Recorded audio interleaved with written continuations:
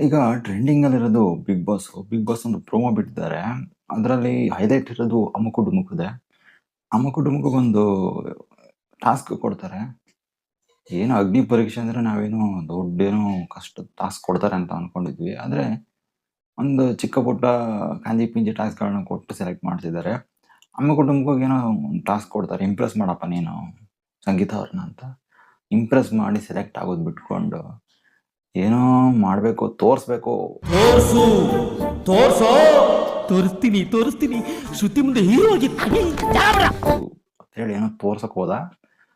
ಸ್ಟೇಜಿಂದಾನೇ ಆಚೆ ಕಳಿಸ್ಬಿಡ್ತಾರೆ. ನೋಡಿ, ಅದು ಸಪ್ರೇಟ್ ವಿಷಯ. ಆದ್ರೆ ಇಂಥವ್ರನ್ನೆಲ್ಲ ಸೆಲೆಕ್ಟ್ ಮಾಡ್ತಾರಲ್ಲ ಬಿಗ್ ಬಾಸು, ಅವ್ರಿಗೆ ಏನ್ ಹೇಳ್ಬೇಕು ಅಂತ ನಂಗಂತೂ ಗೊತ್ತಾಗ್ತಿಲ್ಲ. ಇವಾಗೆಲ್ಲ ಇಂಥವ್ರೇ ಸಿಗ್ತಾರಾ?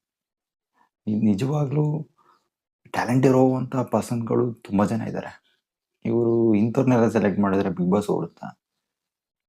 ಸೆಲೆಬ್ರಿಟೀಸ್ಗಳನ್ನ ಒಂದು ಸ್ವಲ್ಪ ಹೆಸರು ಮಾಡ್ಯಾರನ್ನ ಹಾಕಿದ್ರೆ ಜನರು ನೋಡ್ತಾರೆ. ಅದು ಬಿಟ್ಕೊಂಡು ಇಂಥವ್ರೆಲ್ಲ ಹಾಕಿದ್ರೆ ಬಿಗ್ ಬಾಸ್ ಓಡುತ್ತಾ? ದೇವರನ್ನ ಇಲ್ಲ.